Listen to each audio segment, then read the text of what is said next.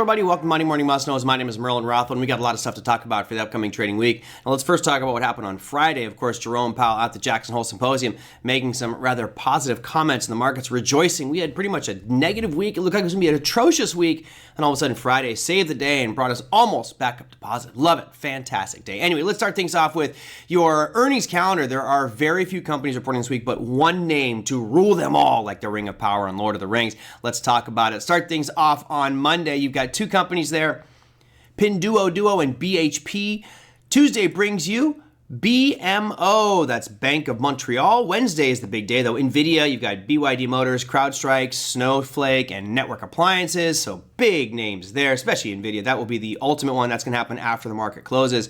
And we have some big names on Thursday as well. You've got Dell Computers, Autodesk, Marvell Technologies, Dollar General, another EV company with Lee Motors, and Ulta Beauty. And wrapping up your Friday with one name there with Alibaba.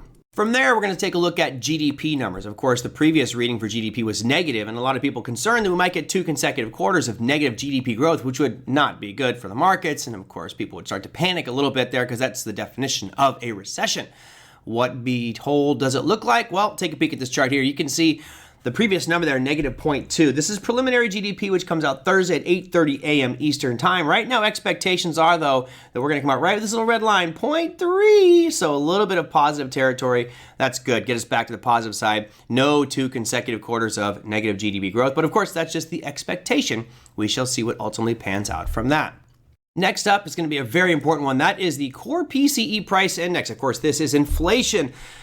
A lot of speculation here. As you can see, the last 4 months, we've seen some pretty big increases in the rate of inflation on the core PCE price index from 0 all the way up to 0.3. The good news for everyone, right now the expectations are we're going to come out at 0.3, which is what the previous reading was. Now, hold on a second. Before we get too excited about that, remember a couple weeks ago we had that PPI number, which came out at 0.9, which is something we haven't seen since like 2022. That's incredibly high.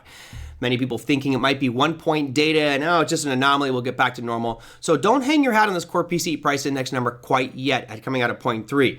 If the PCE price index number comes out at 0.3, that does certainly make the argument that Jerome Powell should be cutting rates at that September 17th meeting. But anything above 0.3, if we get to 0.4, 0.5, that could stall the rate cut discussion for our next FOMC meeting. So it's going to be a pretty exciting one. That will be your most important piece, which is going to happen Friday at 8:30 a.m. Eastern time. So pay attention to that one. It will absolutely dictate which way Friday goes. That, my friends, is your Monday morning must-knows. We'll see you next week.